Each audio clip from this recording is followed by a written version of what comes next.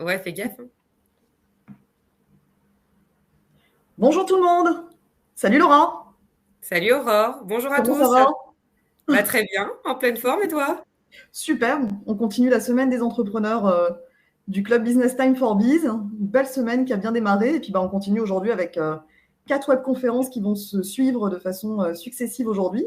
Ça va être sport, mais on est bien. On est bien, Programme on est en chargé. famille. Donc c'est top. Très heureuse de te retrouver aujourd'hui. Moi aussi. Ça fait plaisir. Il fait beau à Annecy? Il fait beau, enfin, c'est bon. Il fait On a le beau? soleil avec nous. Ok, super. Chez nous aussi à Tel Aviv, en règle générale, il fait plutôt beau. Ouais, En ça se règle voit là. générale, on a 60 jours de mauvais temps par an, donc on est plutôt bien. Alors, je vais juste demander à nos participants si vous nous entendez bien, déjà. Est-ce que vous nous entendez bien? Est-ce que vous nous voyez bien? Si on vous fait un petit coucou comme ça, est-ce que tout va bien? Ah, salut Agathe! Contente que tu nous suives. Bonjour Et tu Agathe. enchaînes à 10 heures. Mais t'auras le droit de revoir le replay. Salut Brigitte, bonjour. Bonjour à tous. On va attendre 1 minute, le temps que tout le monde se connecte bien.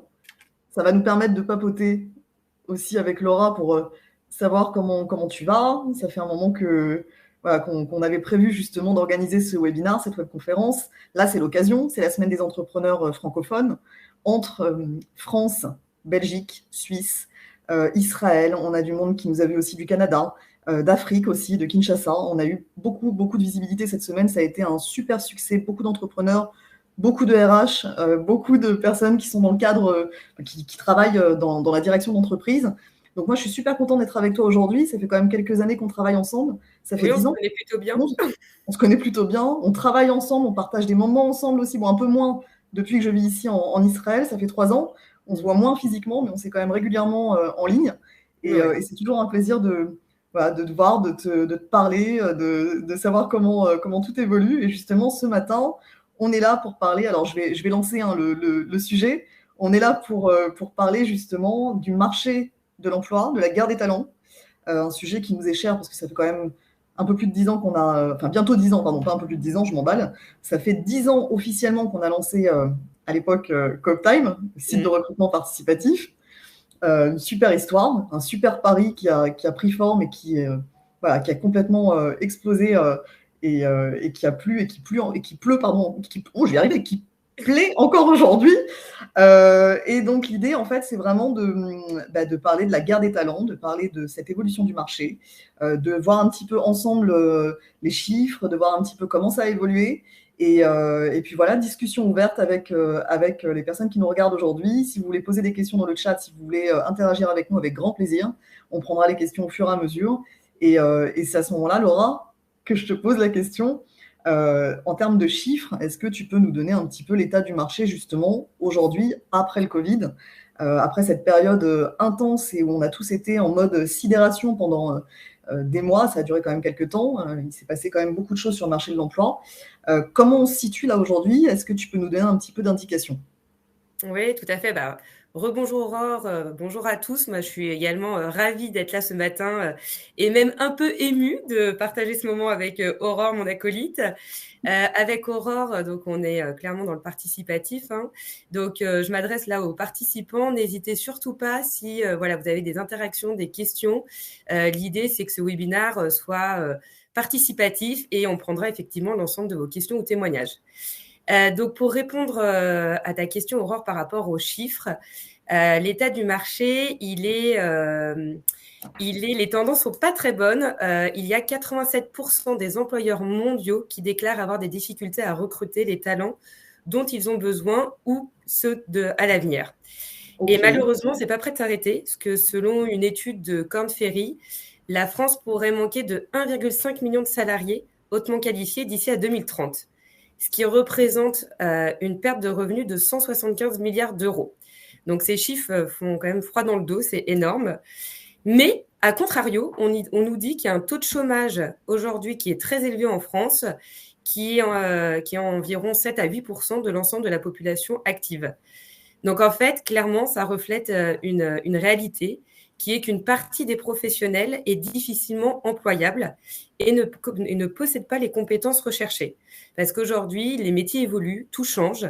Et pour parler de moi, mon expérience chez Coop Times, qu'on est spécialisé dans le recrutement, on nous sollicite aujourd'hui sur des profils, sur des postes qui n'existaient pas il y a 5 ans.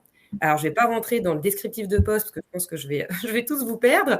Mais par rapport au secteur d'activité, il y a l'informatique avec les développeurs de différentes technologies, tout ce qui touche à la data, clairement, le marketing digital et les métiers dans les réseaux sociaux et bien entendu aujourd'hui l'intelligence artificielle avec tout ce qu'on entend. Ce sont des métiers qui n'existaient pas, qui aujourd'hui, il y a une pénurie de candidats parce qu'il n'y a pas les formations en fait escomptées. Et d'un côté, on nous dit que les entreprises ont du mal à recruter, et de l'autre, finalement, il y a des personnes qui sont en recherche active d'un emploi. Oui, donc effectivement, il y a un gap en fait entre le terrain, c'est-à-dire vraiment les vrais besoins en termes de ressources humaines, et finalement les compétences en fait qui sont mises en face, parce qu'on se rend compte que les gens ne sont pas formés suffisamment. Il y a un vrai besoin d'auto-formation au sein même des entreprises, quel que soit en fait le nombre d'effectifs dans l'entreprise. Aujourd'hui, le collaborateur, il a besoin de se former régulièrement, quoi qu'il arrive. L'entrepreneur aussi, je m'adresse aussi à tous nos amis entrepreneurs, je pense qu'on doit tous se réinventer, clairement, pour réussir à évoluer. On a besoin de se tenir au courant des dernières tendances, on a besoin de comprendre comment ça fonctionne. Aujourd'hui, on a à disposition, et heureusement, une panoplie en fait d'outils qui sont extrêmement pertinents.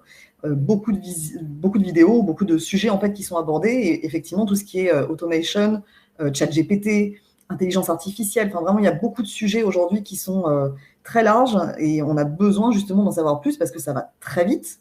Le train est en marche, le train est lancé, et on a besoin de comprendre exactement à quelle sauce on va être mangé, mais on ne le saura pas finalement. Parce que ça innove tellement vite, la machine est tellement rapide que quelque part il va falloir anticiper en n'ayant finalement pas de visibilité, en ayant finalement un espèce d'écran devant nous de fumée, et en se disant ok, on y va, on tente des choses, finalement on se confronte au marché, et il va falloir effectivement se poser, réinventer l'entreprise, réinventer notre façon de recruter avec les collaborateurs dans la structure. Alors justement, ça m'amène à une autre question, Laura. Comment on peut faire quand on est une entreprise, quelle que soit son envergure, petite structure, start-up, taille humaine ou effectivement grand groupe, comment on va faire en fait pour se démarquer et pour attirer les meilleurs candidats qui correspondent exactement au descriptif de poste qu'on a en interne? Est-ce que déjà, il faut travailler sur le descriptif de poste en amont? Comment tu vois le truc? Alors déjà, oui, effectivement, la base, c'est de définir une vraie fiche de poste. Faut pas qu'il y ait de gap entre la fiche de poste présentée au candidat et dans les faits, le poste qu'il va avoir. Faut avoir une transparence. Aujourd'hui, les personnes sont en quête de sens et veulent savoir en fait dans quelle entreprise ils vont atterrir, quelles sont les valeurs. Donc là, on parle de culture d'entreprise à tout va, mais c'est primordial. Nous, côté recrutement, c'est effectivement une des premières questions que les candidats nous posent, ce qui, il y a quelques années, c'était une question qui n'était jamais évoquée.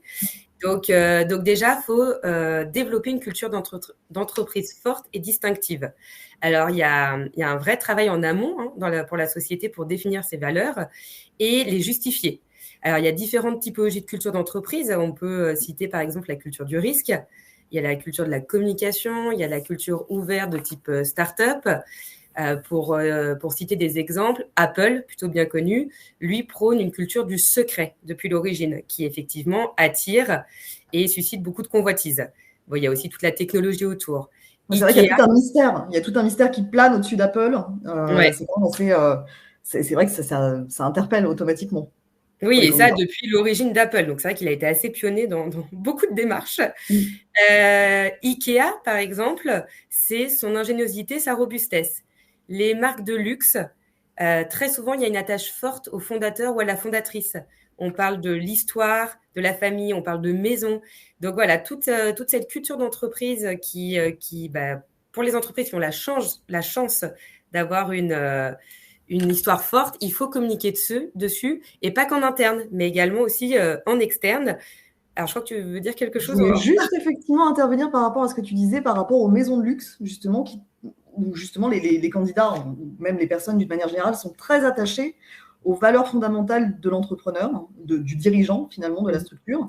Je crois que c'est valable également aujourd'hui dans le cadre de n'importe quelle structure. C'est-à-dire que finalement, une entreprise, quelle qu'elle soit, n'est que le prolongement en fait de la vie personnelle de l'entrepreneur qui lance cette structure. On adhère en fait aux valeurs du dirigeant, on adhère aux valeurs de la structure, et c'est ça qui va faire que l'entreprise va être pérenne ou pas. C'est le fait de justement avoir un entrepreneur qui arrive, ou un dirigeant qui arrive à véhiculer justement le prolongement de son histoire personnelle. Et on le voit beaucoup aujourd'hui avec des structures qui ont fait des grosses levées de fonds. Je pense notamment à, si nous regarde, à Antoine Bourbon de la société Feed, qui fait un gros travail de brand plateforme personnelle. Il parle beaucoup justement de son parcours à lui, il est venu de la rue.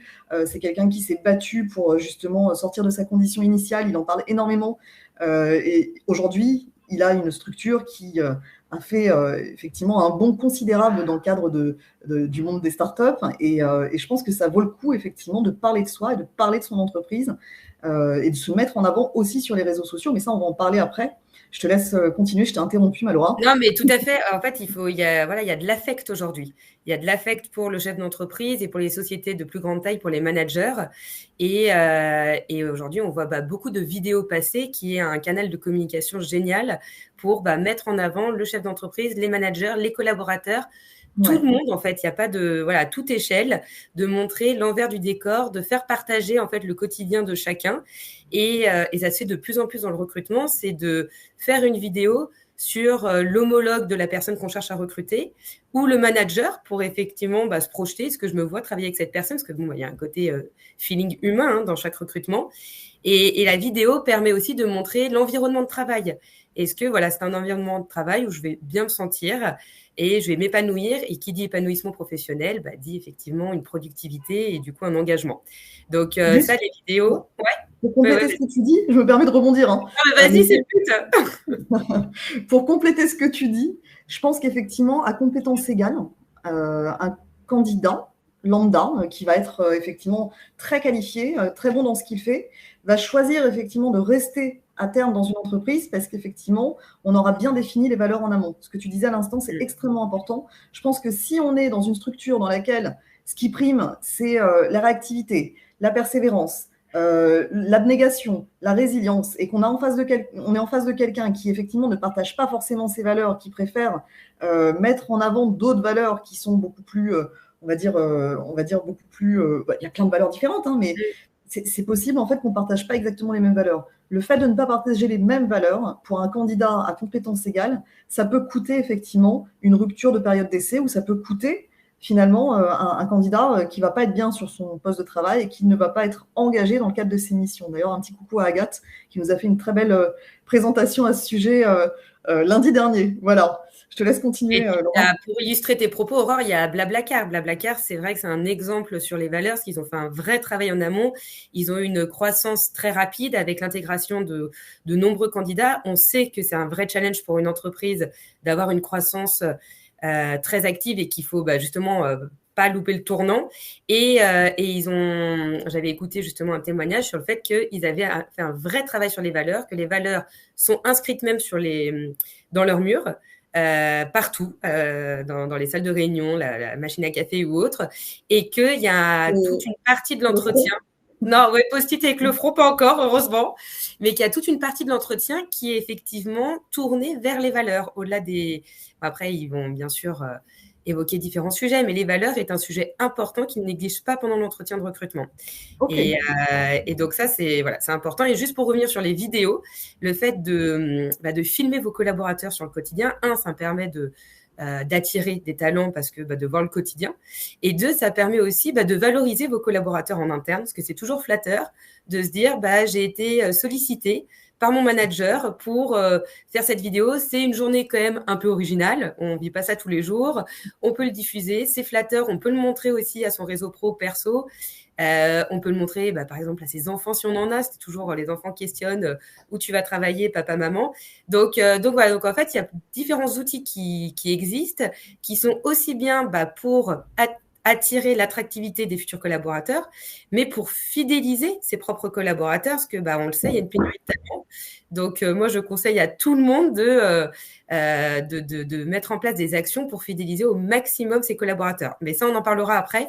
Juste pour revenir sur ta question initiale, Aurore, donc les outils à mettre en place, donc on en a parlé, donc la culture d'entreprise, les valeurs, le fait de communiquer donc sur ces valeurs, faut pas garder ça en interne. Aujourd'hui, on a un réseau social qui fonctionne extrêmement bien, qui s'appelle LinkedIn, où tout le monde est inscrit à un compte, et donc c'est effectivement d'animer une communication régulière sur ces réseaux, alors LinkedIn, Instagram ou autres, pour montrer l'envers du décor. Vas-y Aurore, j'ai vu ton doigt se lever. C'est juste pour compléter, j'arrive toujours en complément, juste pour compléter ce que tu dis. Tout le monde est inscrit sur LinkedIn, oui, mais est-ce que tout le monde a optimisé son profil? Non. Est-ce que tout le monde a optimisé sa fiche entreprise? Non plus. C'est essentiel, je pense, à mon sens, je pense que tu me rejoins, Laura, c'est essentiel si on veut absolument communiquer sur les valeurs d'entreprise. Ça démontre aussi un état d'esprit et ça permet aussi aux candidats de se projeter par rapport à la dimension en fait que vous donnez à vos réseaux sociaux et également la participation en termes de recommandations. Est-ce que vous avez des recommandations sur votre fiche, sur votre entreprise, etc. Première chose que fait un candidat quand il va aller, comment dirais-je, se renseigner sur l'entreprise, il va aller taper sur Google, voir un petit peu les avis. Et puis la première chose aussi qu'il va regarder, c'est LinkedIn, les collaborateurs qui sont dans la structure, éventuellement prendre contact avec des collaborateurs. Enfin, en tout cas, on le voit de plus en plus et ça devient finalement une routine dans le cadre du recrutement.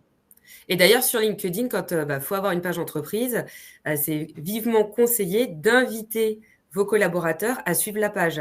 Et vous pouvez aussi les motiver à liker, partager, mettre un commentaire parce qu'ils ont pas forcément le réflexe. Après, ça dépend des métiers et de l'habitude des réseaux sociaux qu'on a à titre personnel. Mais s'ils n'ont pas le réflexe, ça vaut peut-être le coup d'animer une petite réunion, un petit déjeuner en mode convivial pour montrer les bonnes techniques quand un post apparaît sur la page entreprise, de liker, partager, mettre un commentaire parce que la viralité est plus grande. Si on met juste un like, bon, c'est bien, mais on peut faire mieux avec le partage et le commentaire. Et ça, c'est aussi au rôle du chef d'entreprise ou du DRH, il y en a un, de sensibiliser les collaborateurs à ce niveau-là.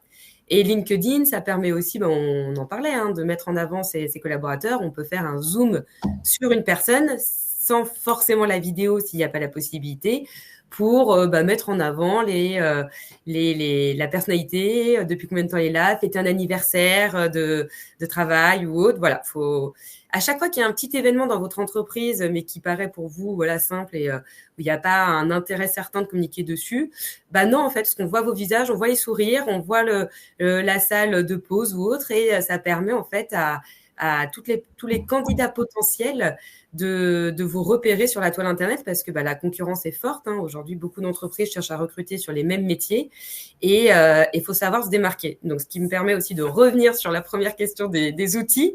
Alors, pour se démarquer, on en parle beaucoup aujourd'hui, c'est de proposer un équilibre vie privée, vie pro. Clairement, il y a un avant-après Covid. Le télétravail avant n'était pas du tout dans l'air du temps. Après le Covid, c'est, je pense, la deuxième question que les candidats nous posent. Quelle est la politique de télétravail de la société? Alors, pour avoir les deux sons de cloche côté manager et chef d'entreprise, ça a été un énorme challenge et c'est pas forcément évident de gérer ce télétravail qui finalement a été imposé en full time, et on a tous été pris à dépourvu et c'est la seule solution pour qu'on réussisse à travailler. Sauf que c'est devenu pour certaines personnes un acquis, et quand on revient avec des règles, parce que on peut comprendre qu'une entreprise peut pas proposer du full télétravail à l'ensemble de ses collaborateurs. Ça a été un vrai challenge et un vrai enjeu de réussir à ramener, entre guillemets, les collaborateurs au bureau et qu'ils soient contents de venir avec le sourire. Et bon, ça, le travail a été fait. Mais aujourd'hui, il faut cet équilibre vie privée, vie pro. En fait, beaucoup de personnes ont une prise de conscience de se dire, vu que tout s'est arrêté pendant la Covid, on se rend compte qu'il n'y a pas que le travail dans la vie. Ça en fait partie, ça fait énormément partie de l'épanouissement professionnel, mais il peut y avoir autre chose, des loisirs, la famille, être actif dans une association. Et c'est vrai que c'est au rôle des managers de s'adapter à ça. Et typiquement, nous, on a un client qui avait beaucoup de difficultés à recruter sur un candidat. On a trouvé une super candidate, mais elle voulait être en 4/5e pour avoir le mercredi pour ses enfants. Et au début, c'était inenvisageable au moment où on a lancé le recrutement pour cette personne. Et finalement, à force de se rendre compte que le marché est compliqué et ça vaut peut-être le coup de s'adapter et de proposer un 4/5e, c'est contractuel, pour avoir cette ressource qui est pertinente et qui va être super motivée. Et du coup, le contrat a été signé. Donc, c'est vrai que de temps en temps, l'évolution des mentalités, je suis sûre que si ce client, je lui aurais présenté cette candidate dès le lancement du poste, il aurait refusé. Donc, après, les critères évoluent en fonction du marché et il faut rester adaptable. Faut aussi prendre la tendance du marché et quand c'est possible, s'adapter à certaines exigences des clients, des candidats. Donc ça, c'est... Je te rejoins, mais complètement sur la partie adaptation au niveau du télétravail. Alors, il est vrai que ça a été extrêmement compliqué à mettre en place pour certaines structures. On l'a vécu nous-mêmes alors, nous, on a eu de la chance. Chez Coptime, on a eu beaucoup de chance. Ouais. On avait anticipé parce qu'on avait des gros frais de structure, de frais de locaux. Allez, je raconte. Vas-y. On avait des gros frais de structure sur Paris. À l'époque, on avait une sacrée surface. Et puis finalement, on s'est rendu compte très rapidement qu'on ne s'en servait pas plus que ça, étant donné que tout le monde était déjà à droite, à gauche. Les collaborateurs n'étaient pas forcément sur place, sur le lieu de travail. Nous-mêmes, on avait des envies d'ailleurs avec Laura. On vivait à Paris à l'époque toutes les deux. Laura, aujourd'hui, en 2016, c'est en 2016 que tu es partie à Annecy. Non, 2018. 2018 ou 2019 même. Juste avant le Covid, en tout cas. Ouais, juste avant le Covid. On lâche les locaux, on se dit tiens, on va tester des outils, parce que moi aussi j'avais des envies d'ailleurs à l'époque, et d'où mon arrivée en Israël ensuite. Et on s'est dit tiens, on va tester des outils de distanciel. Donc on s'est mis sur Google, on s'est mis sur le Drive, et c'est là en fait où on a testé beaucoup d'outils. Et finalement on s'est dit waouh, quand on a vu la vague Covid arriver, on s'est dit mais quel bonheur d'avoir déjà anticipé, d'avoir eu un train d'avance en fait sur cette histoire-là. Et on a vu tous nos amis RH on avait eu une réunion, je me rappelle très bien. Alors, je me permets, je fais la parenthèse, Laura. Vas-y, moi j'adore remémorer des souvenirs. On se ramène, c'est des histoires de notre vieille époque. On se retrouve en fait en train de donner une conférence, je me rappelle, chez notre ami Christophe de MyRH Line, devant un parterre de DRH qui nous regardent avec des grands yeux comme ça quand on leur explique qu'on est passé au télétravail en janvier 2020. On arrive à peine dans la vague Covid, personne ne comprend ce qui va se passer. En mars 2020, donc tout le monde nous regarde avec des grands yeux comme ça quand on leur explique qu'effectivement le télétravail c'est l'avenir. Attention, vos collaborateurs passent 1h30 dans les transports, aller-retour quand ils sont franciliens. Et puis ils n'en peuvent plus en fait, ils sont au bout du bout et ce serait peut-être bien de passer à cette possibilité de télétravail un petit peu plus en profondeur. Donc on leur explique à l'époque. Et tout le monde nous regarde comme ça en se disant wow, mais de quoi? Mais non, pas du tout. On n'a absolument pas l'intention, pas du tout. Et en fait, en mars 2020, boum, Covid. Arrête. Et là, tout le monde nous appelle. Alors attends, comment on fait là? Au niveau des outils, au niveau de la panique, ça a été incroyable. Et donc, effectivement, tout ça pour en revenir effectivement à aujourd'hui que le temps change, les choses avancent, les mentalités doivent évoluer. On est dans l'ère du digital et on a besoin d'aller plus vite pour être sûr de pouvoir avoir autour de soi les meilleurs collaborateurs. Parce que si votre collaborateur réclame, a un besoin en fait évident pour lui de rester en télétravail parce qu'il a envie d'un équilibre vie pro, vie perso, il y a peut-être une raison, parce qu'il a peut-être aussi envie de se donner encore plus dans le cadre de son activité. Ça ne veut pas dire qu'il va travailler moins, ça sera peut-être cadré différemment. Et au contraire, en règle générale, quand on est en télétravail, on a tendance à travailler plus. Il y a une conscience finalement professionnelle, et puis il n'y a pas la perte de temps des transports. Donc on peut rester 1 heure de plus, on ne se dit pas j'ai 1 heure de RER avec une chance sur 2 d'avoir des grèves, donc ou un problème. Donc à réfléchir pour nos amis entrepreneurs, parce que c'est un vrai sujet. Et on a vécu aussi, Aurore, des clients qui, du coup, suite à cette période Covid, pour le coup, a pris le pari d'être en full télétravail pour l'ensemble de leurs collaborateurs, pour effectivement se décharger de charges fixes des bureaux, qui avait été un point financiers importants pour eux et qui auraient pu vraiment mettre en péril leur société. Et aujourd'hui, toute la société est en full télétravail, ce qui leur permet, c'est vrai que côté recrutement, franchement, on est bien placé parce qu'on les accompagne sur l'ensemble des postes. Ça nous permet de capter des candidats sur toute la France et internationale. Alors, on fait juste attention par rapport au décalage horaire pour avoir des réunions quand même faciles et pas au beau milieu de la nuit. Mais du coup, ces recrutements vont beaucoup plus vite. Alors, Quoique, on a du vécu. mais du coup, ça c'est aussi une possibilité, en tout cas, d'élargir son périmètre. Mais on a bien conscience que c'est pas possible pour toutes les sociétés et tous les profils. Mais typiquement, on en parlait au début, les développeurs, qui est une cible de talent très compliquée à convoiter. Si vous offrez la possibilité à certains développeurs, profils vraiment tech, où il y en a peu sur le marché, d'être en full télétravail, bon, c'est sûr que ça permet d'élargir et de certainement trouver le bon candidat. Donc, les francophones qui nous regardent aujourd'hui, qui sont basés au niveau international, typiquement, dans des domaines dans lesquels il y a juste besoin d'une connexion Wi-Fi, c'est très dommage de se priver de ce marché caché, finalement, de cette audience, juste parce qu'effectivement, on n'est pas local sur le lieu de travail. Il y a beaucoup de startups qui l'ont compris. Les grandes entreprises, c'est un petit peu plus long, un petit peu plus difficile. Certains le font de façon ponctuelle, mais ce n'est pas forcément évident. Je ne sais pas si éventuellement vous avez dans les participants, dans vos entreprises, des cas comme ça que vous avez mis en place avec des personnes qui travaillent à distance de façon soit en full remote, soit effectivement de façon ponctuelle, de façon hybride. Mais c'est bien d'avoir un retour d'expérience si c'est le cas. Mais en tout cas, c'est vrai qu'on a vu des collaborateurs, je pense à certaines sociétés avec lesquelles on a travaillé, qui aujourd'hui sont super contentes des collaborateurs qui sont là depuis 2-3 ans et avec lesquels ça se passe très bien, malgré le fait qu'ils soient à distance. Et malgré que ça soit à distance, qu'on parlait quand même beaucoup de la culture d'entreprise et des valeurs, et ça peut être plus compliqué à engager et impliquer et à transmettre ces valeurs, mais finalement, c'est vrai qu'il y a plein d'outils.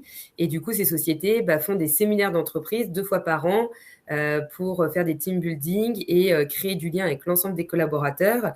Et ça permet tout de même, ça reste ces team building, c'est des moments forts vécus ensemble avec aussi des périodes plus ludiques, mais il y a aussi des phases de brainstorming où il y a des super synergies qui peuvent ressortir. Après, voilà, c'est un parti pris à prendre, ça dépend de l'activité de chaque entreprise, on ne peut pas tous fonctionner de cette manière-là, mais pour certains postes, ça vaut vraiment le coup de se pencher sur la question. Ok.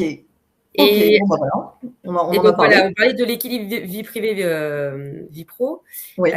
Et il y a aussi donc comment attirer les talents et se démarquer par rapport à cette concurrence qu'on a sur le marché. On parle aujourd'hui du PVE, c'est proposition de valeur pour les employés.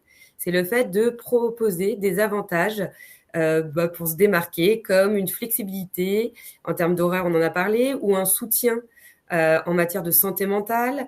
Ça peut être aussi des politiques de congé familial plus intéressant. Voilà, il y a plein d'avantages aujourd'hui qu'on peut finalement mettre en place et adapter à chaque collaborateur pour montrer que au-delà des valeurs, on les applique et comment on les applique, voilà notre système de fonctionnement en interne. Et après, il y a aussi le côté associatif. Beaucoup de personnes sont en quête de sens, donc après, on peut créer des partenariats avec des associations pour essayer d'engager les collaborateurs, mais sur des faits réels et de participer à certains événements avec ces associations. En fait, il y a plein de façons quand on est un peu, quand on réfléchit un peu original dans sa démarche, il y a plein de manières de se démarquer et qui fait que on va adhérer à la culture d'entreprise et au-delà d'adhérer, on est fier. En fait, c'est cette fierté qui ressort des collaborateurs qui eux-mêmes vont témoigner de le fait qu'ils soient vraiment satisfaits et heureux dans l'entreprise, qui va être un vecteur pour vous de communication et d'attractivité pour les talents. Donc, alors, je sais qu'il y a quand même, on les connaît depuis un petit moment quand même maintenant, on a des structures comme Glassdoor, ouais. comme Choose My Company, comme Welcome to the Jungle aussi, qui est extrêmement... Pardon ? Ils s'orientent un peu dans ce domaine-là, Welcome to the Jungle. Sur la marque employeur. Du décor et après, effectivement, on peut voir des témoignages collaborateurs. Ouais.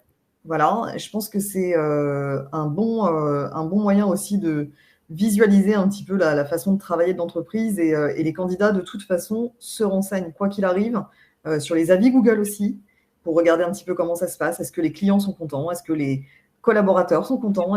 En règle générale, voilà, les langues se délient très facilement sur les réseaux sociaux. La première chose que vous faites quand vous allez consulter un médecin, vous allez regarder un petit peu les avis qu'il peut y avoir à droite et à gauche. Ben là, c'est pareil. C'est un petit peu le baromètre de l'entreprise. On va sur les réseaux sociaux, on regarde un petit peu ce qui s'est passé dans l'historique. Et puis, on voit si effectivement ça matche avec ce qu'on a envie. C'est pour ça qu'il faut vraiment être très, très visible, un maximum pour être crédible. Et plus vous êtes crédible, évidemment, plus on a envie de vous rejoindre et plus on a envie de grandir avec vous. Alors, comment on fait quand on a une toute petite structure, justement, à taille humaine? Alors, juste Aurore, pour revenir sur Glassdoor, c'est vrai que c'est super important et il n'y a pas beaucoup d'entreprises qui va consulter la fiche. Glassdoor, pour expliquer rapidement, c'est la possibilité à des collaborateurs de laisser un témoignage sur l'entreprise, son employeur, et ce, de façon anonyme. Et effectivement, moi, quand j'en parle auprès de mes clients, très peu connaissent ou sont allés voir leur fiche. Et ça vaut vraiment le coup d'aller jeter un œil parce que ça permet de prendre conscience de certaines informations qui sont peut-être pas remontées jusqu'au top management ou à la direction et de pouvoir mettre en place des actions concrètes pour, si certains avis sont négatifs, et les corriger. Et à l'inverse, si on voit des avis positifs, ça fait du bien pour le moral. On se dit qu'on met en place des actions qui sont pertinentes et on continue dans le bon sens. Donc, voilà, ça c'est super important. Et juste pour revenir je vais répondre après à ta question, Aurore, Oui. mais on n'a pas parlé d'un élément très important en termes d'outils pour attirer les talents et fidéliser vos collaborateurs, c'est clairement la formation. Selon Pôle emploi, près de 85%, c'est énorme, 85% des emplois de 2030 n'existent pas encore. Donc, le fait de proposer une formation sur mesure et adaptée à vos collaborateurs avec des formations pertinentes en fonction, eux, de leur envie d'évolution. Parce qu'en fait, c'est aussi ça, il y a la mobilité interne, c'est de prendre le temps d'avoir le feedback des collaborateurs, d'échanger avec eux. De quoi tu as envie demain? Est-ce que tu es content sur ton poste? Parce que y a les entretiens annuels, donc ça on le fait, mais c'est obligatoire. Pour beaucoup, on peut suivre la trame et finalement on sort pas de son cadre. Et au final, de prendre le temps d'aller déjeuner avec son collaborateur quand on est manager et de sortir du contexte de travail, donc aller au restaurant, vraiment à l'extérieur, pas à la cantine de l'entreprise, et d'écouter, d'avoir une écoute active et de lui demander mais comment tu vas? Comment tu te sens sur ton poste? Quelles sont tes envies de demain?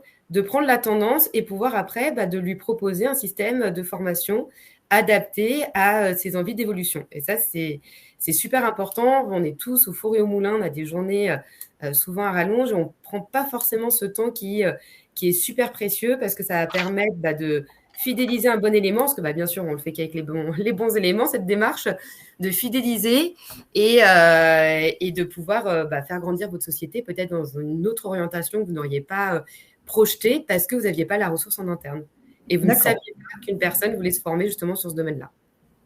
Alors ça, c'est effectivement, je pense que c'est un élément essentiel en fait aujourd'hui, surtout au rythme en fait où va le monde de l'entreprise et le monde du digital. On est dans une ère en fait où ça va à toute vitesse.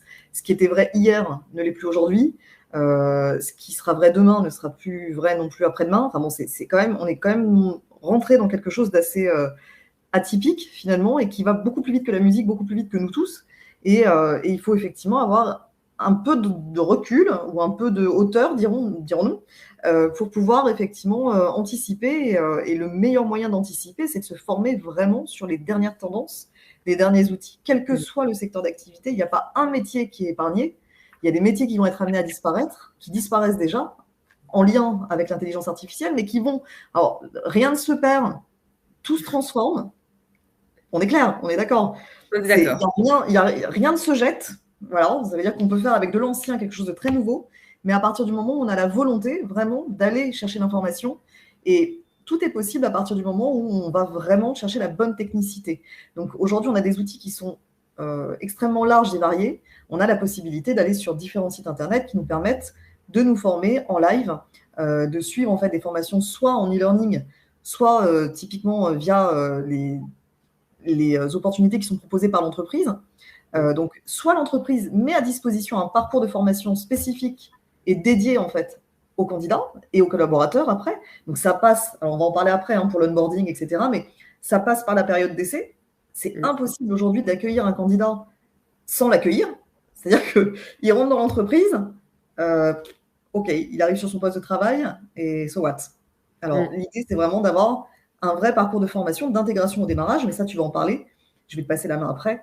Et c'est très important, effectivement, aussi, de ne pas laisser un collaborateur partir dans la nature sans le faire évoluer, sans lui donner le goût, justement, de l'évolution, de l'ambition de l'entreprise, du projet. Et pour ça, il faut que l'entreprise soit très claire, et le comité de direction aussi, ou en tout cas le chef d'entreprise, soit clair avec ce qu'il a comme vision pour la suite, pour ses collaborateurs, et aussi d'être à l'écoute de ses collaborateurs au quotidien pour savoir qu'est-ce qui va pas, qu'est-ce qu'on peut faire pour améliorer, d'être toujours dans cette démarche en fait d'amélioration de la qualité, dans cette démarche d'écoute en fait active pour comprendre vraiment les remontées du terrain. C'est-à-dire que nous en fait, en tant que dirigeants, on va se positionner d'une manière qui va faire que, ok, on voit avec nos yeux à nous ce qui se passe au-dessus, de l'extérieur, voilà, mais on n'entend pas forcément en fait ce qui se passe dans le terrain.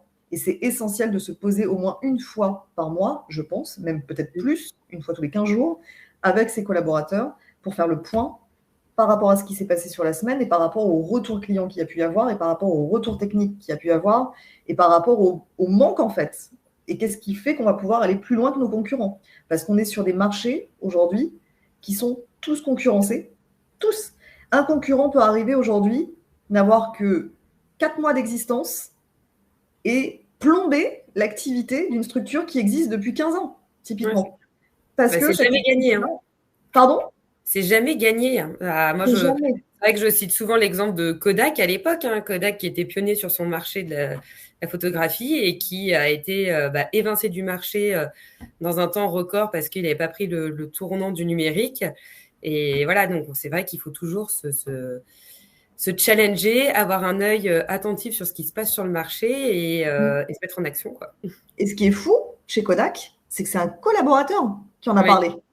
Il y a un collaborateur de chez Kodak qui a dit à la direction, il a dit, attention, ça serait sympa de passer au digital, au numérique, de se mettre effectivement à l'ère du temps.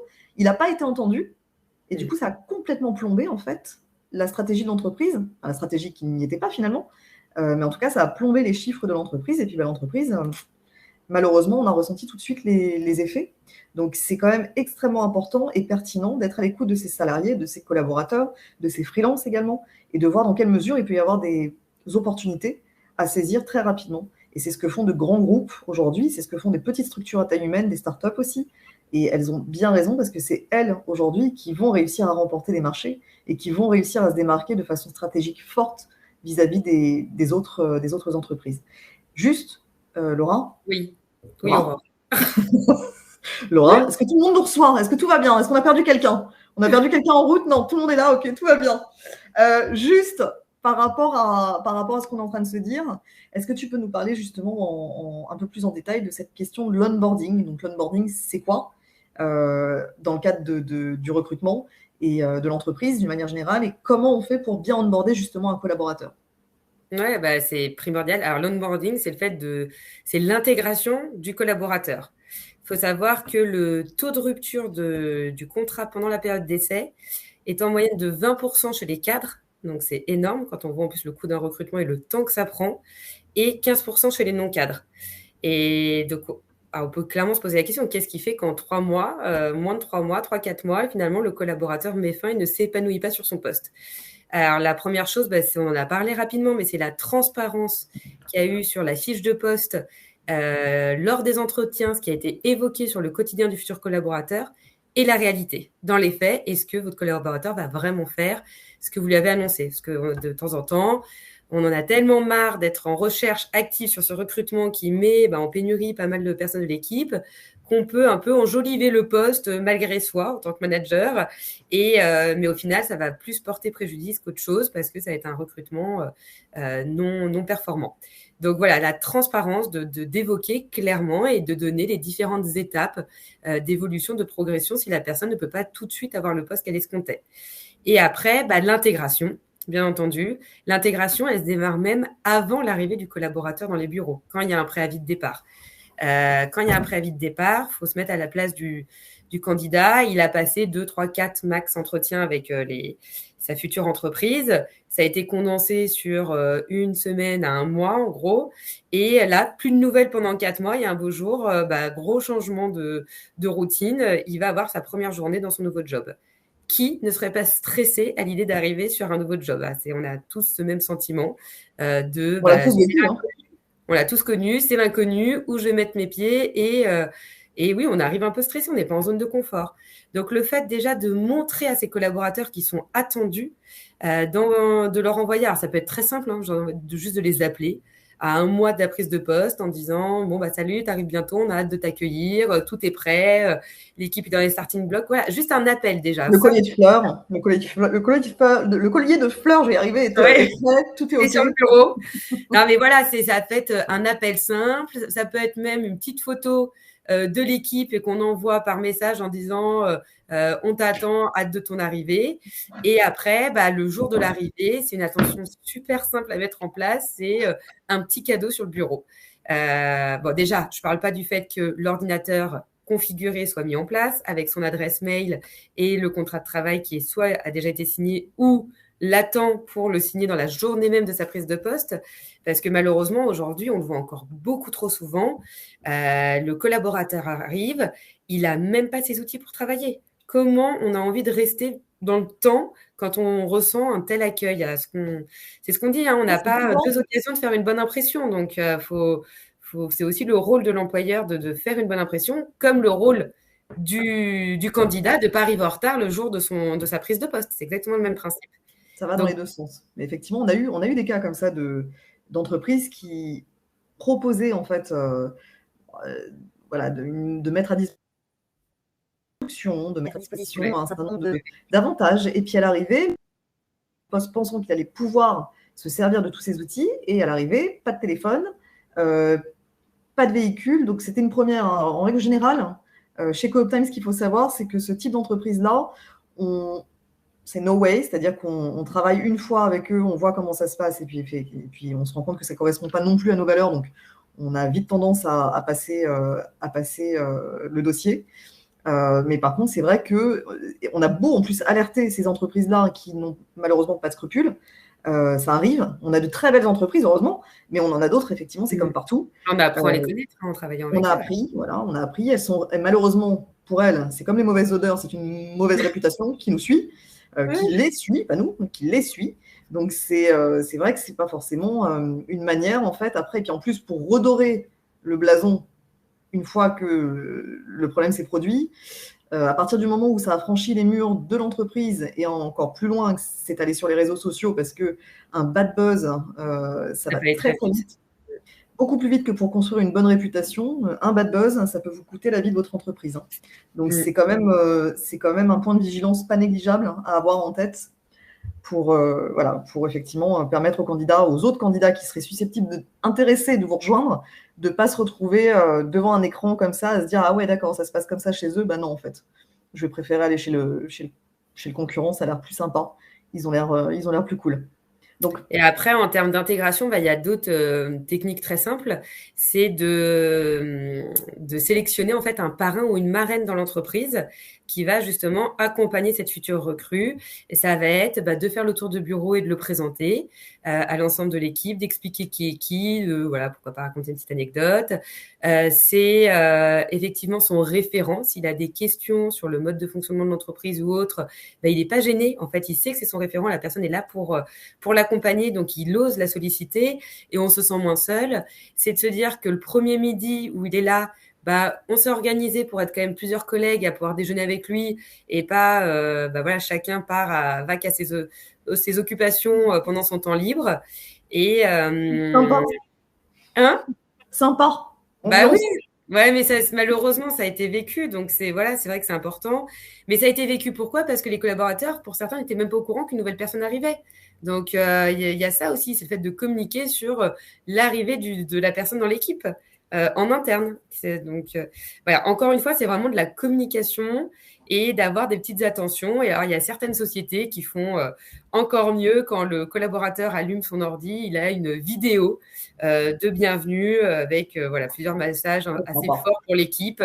Et ça, c'est vrai qu'on arrive, mais on se sent bien quand on se dit « Ok, j'ai fait le bon choix ». et ça présage un bon futur. Donc, Exact. voilà, ce sont des petits éléments, mais qui peuvent faire la différence. Alors, Laura, on arrive à 15 minutes de la fin de ce webinaire, de cette Ça webconférence. passe vite. Tu m'avais Ça prévenu, mais passe effectivement, très ça vite. passe très vite. C'est bien, hein, on a repris nos petites habitudes. Hein. Dis-moi, on parlait tout à l'heure de LinkedIn. Extrêmement important d'avoir un réseau quand effectivement on veut recruter, et c'est par ce biais-là, finalement, aujourd'hui, c'est le numéro 1 pour recruter. Et si on parlait du recrutement par le biais de la communication, ce qui est un peu notre sujet depuis une dizaine d'années. Quand on a commencé en 2013 à l'époque, on était passé, je me souviens, alors je vais repartir les vieilles pensées, mais on était parti à l'époque dans un événement voilà, qui s'appelait le Hub Day. Et on arrivait dans le système de la transformation digitale. On avait été élu Startup de l'année dans le monde. Disrupter le marché de la cooptation, c'était très nouveau. Waouh, on met la cooptation à l'échelle du web. 10 ans plus tard, on se rend compte qu'on était dans le vrai, parce qu'effectivement, aujourd'hui, le réseau, ça fait la différence dans le cadre du recrutement, surtout quand il y a une pénurie de candidats, surtout quand il y a des difficultés à garder des talents. Alors, on parle de cooptation interne, je vais te laisser l'évoquer. On parle de cooptation externe grâce à CoopTime. Est-ce que tu peux rentrer un petit peu plus dans le détail pour ceux qui ne connaissent pas le système encore et qui aimeraient effectivement élargir leurs canaux de recrutement, leurs canaux de réseautage? Oui, bah, bien sûr.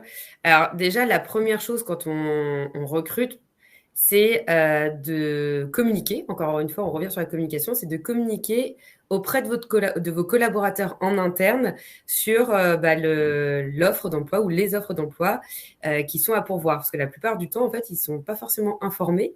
Et c'est dommage parce que le fait de faire marcher la cooptation interne, donc c'est le fait que vos propres collaborateurs vous recommandent une personne pour un poste dans votre entreprise, il fonctionne super bien. Déjà, ça permet de fidéliser vos collaborateurs parce que c'est quand même hyper valorisant si un de vos collaborateurs vous propose un proche de confiance pour rejoindre votre entreprise. Ça prouve qu'ils se sentent bien chez vous. Donc, c'est un indicateur favorable pour vous. Et c'est aussi parce que un proche va lui faire un appel du coup en disant mais regarde, je suis super bien dans ma boîte, il y a un poste qui s'ouvre, je t'y verrai très bien. Et il va pouvoir en parler avec cœur et témoigner en fait de son parcours chez vous. Donc ça, c'est pour moi le premier réflexe avant même de publier une annonce sur LinkedIn ou un job board, c'est d'en parler autour de vous. Si un collaborateur apprend qu'il y a une offre d'emploi ouverte pour recruter par exemple son futur collègue et qu'il l'apprend sur LinkedIn, bon, c'est dommage, il y a eu un petit loupé sur la com. Et en plus, ça vous permet de recruter à des coûts quand même modérés. Nous, on recommande vraiment auprès de nos clients d'avoir quand même une carotte, une prime pour remercier ce coopteur qui a pris du temps et qui vous a ouvert ce réseau. Et cette cooptation interne, elle s'anime. C'est pas juste j'envoie un message et j'attends que ça tombe. Ça s'anime, ça peut prendre du temps. Pour le coup, je peux également vous accompagner sur ces sujets-là. Et les retombées sont quand même très, très favorables et ça permet d'arriver sur la fidélisation de vos collaborateurs et de trouver des candidats à moindre coût. Et après, alors, je me permets juste de rebondir sur ce que tu dis, sur le fait que tu peux accompagner à ce niveau-là. C'est vrai que CoopTime, il y a de la prestation externe, mais on peut aussi vous accompagner en termes de conseils, justement. Et donc, il y a des prestations qui sont prévues à cet effet sur la partie cooptation interne. Ce n'est pas le propre de notre activité. C'est-à-dire que CoopTime, aujourd'hui, c'est vraiment de la prestation externe, de la cooptation externe, mais on accompagne aussi les entreprises. Tu accompagnes les entreprises dans le cadre, justement, de leur cooptation interne, c'est vraiment du conseil avec de la mise en place d'outils, une logique en fait, voilà, une logique et d'outils pratiques pour mettre en place. Tout à fait. Les outils, ce sont les outils que vous avez vous en interne. Hein. Je m'adapte aux outils de la société. Donc, et après, de temps en temps, effectivement, et par rapport à la taille de sa société, la cooptation interne ne fonctionne pas. Et c'est de là où est né CoopTime. En fait, Aurore a eu l'idée de mettre à l'échelle du web le système de cooptation interne sur une dimension beaucoup plus grande, en se disant, comme ça fonctionne à l'interne et qu'on est clairement dans l'ère du digital, pourquoi pas ne bénéficier du réseau de l'externe et justement pouvoir capter ce qu'on appelle ce fameux marché gris des candidats. C'est toutes ces personnes qui sont en poste, qui sont pas forcément pleinement épanouies. On en connaît tous dans notre entourage proche. Quand on le voit, ils ont tendance à un peu se plaindre de leur situation professionnelle. Et là, vous offrez la possibilité à un proche de dire j'ai vu une annonce qui pourrait t'intéresser. Et c'est à la lecture de cette annonce que la personne qui a opté va avoir le déclic de mettre à jour son CV, de se dire oui, c'est peut-être le bon moment pour moi de sortir de la zone de confort et de me challenger. Et donc, le coopteur, en fait, s'inscrit sur CoopTime gratuitement à l'aide d'un login mot de passe et ils ont accès à toutes nos offres d'emploi. Donc, nous sommes généralistes. On intervient dans tout secteur d'activité sur toute la France. Et le jour où l'occasion se présente, vous pouvez nous recommander une personne en nous envoyant son CV, parce qu'on veut s'assurer quand même du degré de proximité entre le coopteur et le coopté. Et de là, nous, on vous tiendra informé de l'évolution de cette cooptation. Et si vous nous recommandez la bonne personne qui signe un CDI chez notre client, nous, CoopTime, on rétribue le coopteur par une prime de 700 euros. Et quand on a créé la société avec Aurore, c'était hyper important. On parle de valeur, on en a beaucoup parlé avant de lancer la boîte. Et pour nous, c'était logique de mettre en place un système de partenariat avec des associations, deux qui nous tiennent à cœur, qui sont la Fondation ARC, donc la recherche contre le cancer, qui est plutôt bien connue, et le Rire Médecin. Ce sont les nez rouges, les comédiens qui vont dans les hôpitaux pour les enfants malades, qui sont formidables. Et donc, le coopteur qui touche cette prime de 700 euros, qui n'était clairement pas prévue, peut reverser une partie ou la totalité de sa prime à l'une de ces deux associations partenaires. Donc, on est vraiment dans un système gagnant-gagnant et ça permet effectivement de solliciter votre réseau pour... c'est super flatteur de se dire grâce à moi, j'ai un ami proche qui maintenant est pleinement épanoui sur son poste. Alors, juste pour compléter ce que tu dis, au-delà effectivement du côté flatteur et ce qui est vrai qui est très valorisant, parce qu'on a plein de coopteurs aujourd'hui sur cette plateforme qui en fait recommandent du monde mais qui n'ont même pas besoin finalement de primes. C'est des personnes qui sont là simplement parce qu'elles ont le plaisir à recommander. Elles ont un gros réseau, elles ont un gros carnet d'adresses, donc du coup ça fonctionne très bien comme ça. Et c'est ce qui leur plaît finalement, c'est vraiment de faire partie d'une aventure humaine et collaborative. Mais c'est vrai qu'au-delà de ça, on parle de la guerre des talents, on parle vraiment d'un phénomène, en fait, de ne pas réussir à trouver les bons candidats par rapport à une offre d'emploi qui est ouverte chez soi. Donc, c'est quand même fou. Et ce système de réseautage, le fait de mettre à disposition un réseau, d'ouvrir comme ça le carnet d'adresses, ça permet d'aller toucher ces personnes qui, elles, ne vont pas du tout se concentrer sur les réseaux sociaux ni sur les job boards, sur les sites d'offres d'emploi classiques. Et c'est vrai que c'est assez fou de se dire que par le biais du copain qui connaît un copain, j'ai la possibilité d'accéder à une personne à laquelle je n'aurais jamais pu accéder si je n'étais pas passée par CoopTime. Et ça, on s'en rend compte depuis qu'on a ouvert la société, depuis qu'on a... Ouais, c'est super fort, la puissance du réseau. Ça, en fait, on ne se rendait pas compte à quel point ça allait être un impact de dingue. Et aujourd'hui, 10 ans plus tard, on voit à quel point cette notion de réseautage, elle est présente partout, mais partout. Et c'est un peu la raison pour laquelle aussi j'ai créé Time for Biz, le club business. Il y a un lien. Il y a un lien, Time for Biz, CoopTime, il y a quelque chose, il y a un truc. Mais l'idée, c'est ça, c'est de dire, OK, on a la chance d'avoir des réseaux en commun, on a la chance de travailler partout dans le monde aujourd'hui grâce au digital. On est tous des entrepreneurs avec plus ou moins de bouteilles. Pourquoi ne pas mettre ensemble en place un système qui nous permet de faire des ponts économiques entre nos activités mutuelles et de grandir finalement non pas tout seul face à son écran, mais de façon collaborative, en créant des vraies synergies, avec un état d'esprit bienveillant et avec justement cette approche du partage, de la solidarité, de l'entraide, de l'abnégation, de la résilience, enfin toutes les valeurs en fait qui répondent aussi bien à CoopTime que à Time for Biz et qui font partie effectivement du quotidien en fait de notre travail.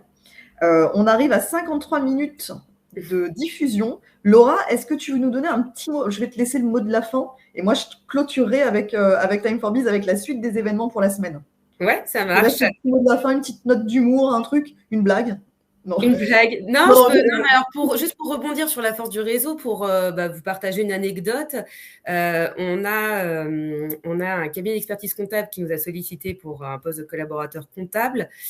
Clairement, c'est des postes très compliqués à capter, parce que soit le collaborateur est bien dans son cabinet, il part pas, soit il part plus côté entreprise.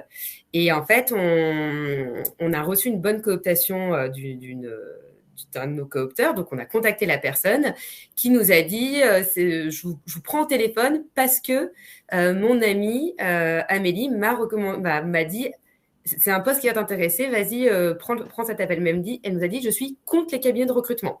Elle est arrivée avec un discours super fermé, malgré cette recommandation. Et donc, autant dire que si on l'avait chassé en direct, on n'aurait jamais eu de retour. Et du coup, on a commencé à lui expliquer le poste. En plus, le positionnement du cabinet est un peu atypique et propose, justement, on parlait de se démarquer.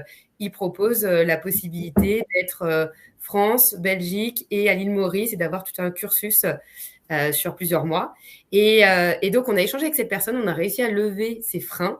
Elle s'est détendue et du coup, on a créé une relation vraiment super avec cette candidate, une réactivité comme on aimerait avoir de la part de l'ensemble des candidats, un lien même peut-être plus fort qu'avec d'autres candidats, alors qu'au début, c'était mal parti.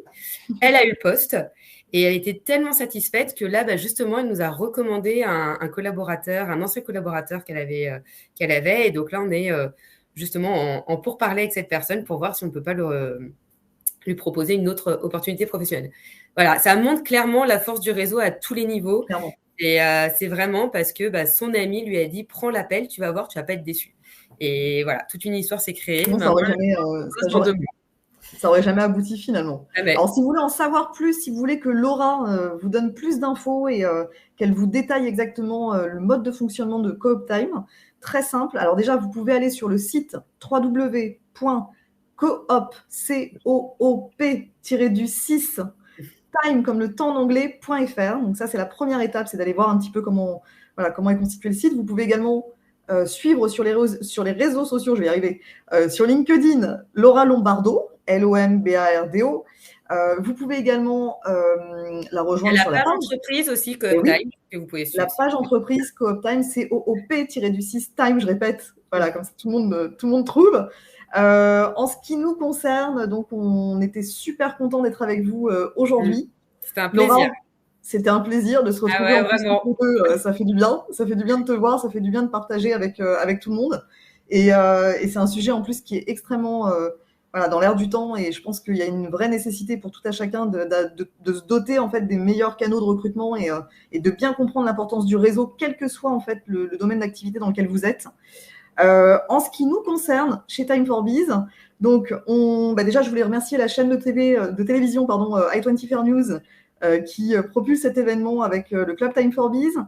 Le club Time4Biz, c'est quoi? C'est donc un club d'entrepreneurs, un club business qui intervient en fait aujourd'hui de telle manière qu'on puisse avoir une visibilité et rayonner partout en Europe et également à l'international. Donc on est, nous, basés physiquement sur Tel Aviv, on a ouvert un club physique. Et dans le cadre de la stratégie d'évolution de Time4Biz, on compte bien effectivement ouvrir un club online aussi.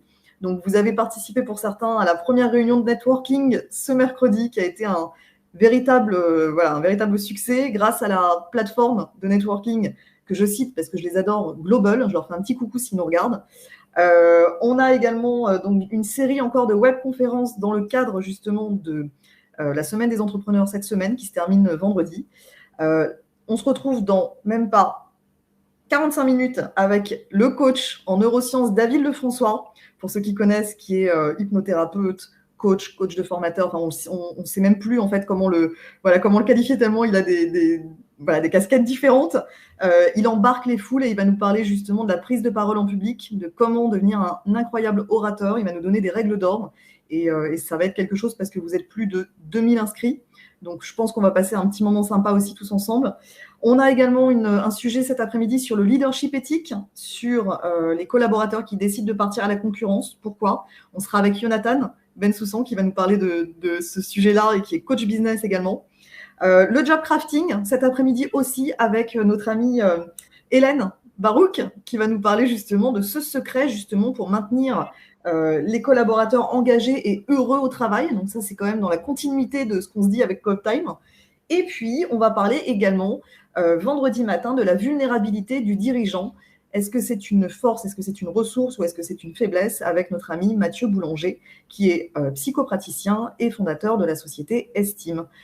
Voilà, et bien écoute, Laura, on a un super programme, on est super contents, on est très nombreux à avoir suivi cette semaine des entrepreneurs, on est ravis de l'émulsion, je suis super contente que tu aies été avec nous pour partager ce moment, Laura. Plaisir partagé, c'était super. Voilà, c'était un vrai bonheur, et puis merci à tous les participants. Je vais faire un petit tour rapide quand même sur le chat pour vous faire un petit coucou. On a pas mal de... Ah bah oui, tiens, le pack onboarding, on a oublié d'en parler, tiens. Mais effectivement, on nous parle du pack onboarding avec plein de cadeaux pour justement onboarder le candidat. Je pense que c'est effectivement une nécessité absolue aussi. On avait mis d'ailleurs, je ne sais pas si c'est toujours le cas, Laura, mais à disposition un Oui, pack dédié aux oui, jeunes entreprises, justement, oui, pour oui, tout quelqu'un à de très fait. important. Mm. Tu peux peut-être rebondir là-dessus, on a 40 secondes. Non, bah, nous, en fait, on accompagne chez Cooptime nos clients du début jusqu'à la fin. On suit l'intégration de nos candidats. On s'arrête pas juste à la signature de la promesse d'embauche. On est dans l'humain. C'est vraiment ce qui nous caractérise. Et du coup, bah, dans le cadre justement de ce suivi d'intégration pour les entreprises qui ont besoin d'être accompagnées parce que c'est un des premiers recrutements, on leur envoie un pack onboarding et on prend le temps qu'il faut par téléphone ou en visio pour donner des conseils pratiques pour justement bien accueillir ce futur collaborateur. Et après, on a pour habitude d'appeler les candidats au bout de 15 jours, puis après 3 mois de leur prise de poste. Et on appelle nos clients pour également recueillir leurs ressentis. Parce que c'est super important d'avoir une bonne communication avec vos collaborateurs dès leurs arrivées chez vous. Bah ça y est, on a tout dit, Laura. On a fait le Voilà, bah, tour. c'est Il est passé très l'heure. vite. Mais on avait très envie de rester avec vous quand même, on était bien. Bah écoutez, bonne journée à tous. Bah, Très merci à bonne journée, tous en tout Laura. cas. Merci à Merci. toi, Aurore, Et pour ce beau merci à moment. vous tous. Merci à toi aussi. C'était cool. C'était cool. À très vite. À très Salut. vite.